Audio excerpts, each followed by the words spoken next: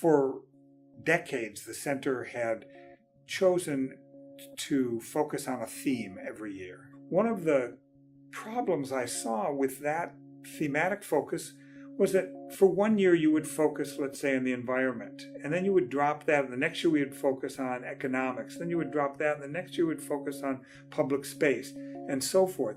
And it seemed a little arbitrary. You couldn't get a kind of trajectory of working groups or faculty concerns, but each year the center sort of took something new up. We decided to experiment with stopping themes and reshaping the center's focus onto these three areas, critical humanities, public humanities, and digital humanities, as a kind of ongoing process.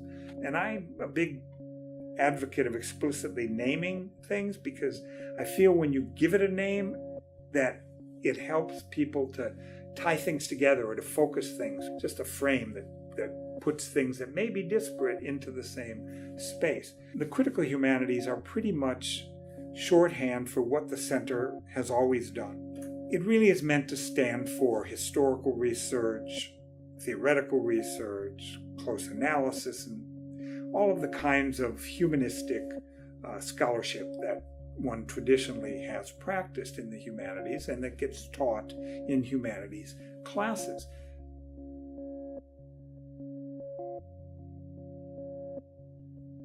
Public humanities is an area that has been developing now for the past couple of decades, and it means a couple of different things. And so one element of the public humanities is to make what humanities scholars and humanities graduate students do, to make that available and clear to a broader public.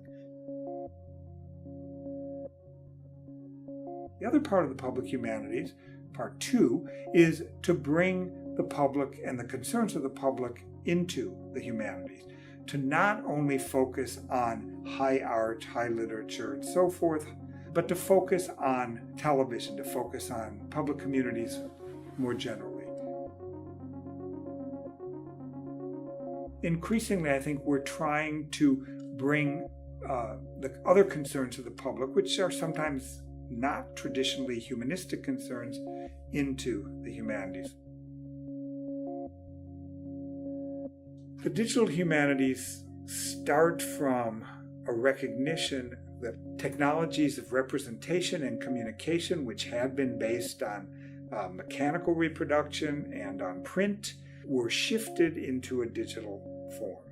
And the shift into a digital form was understood by many of us not simply as a change in the means of transmission, but actually was understood to transform knowledge itself, to transform the content of the humanities. You still have a point you want to make. You still have an argument you want to make, but you're making it now differently. You're making it partly visually, and you're not making it in the same linear fashion.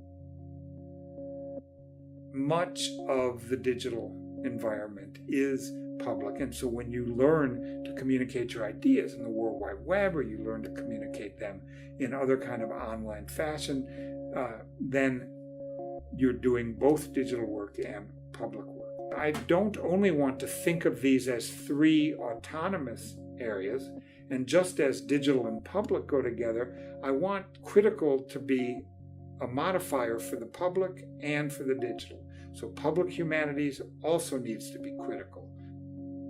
Digital humanities also needs to be critical.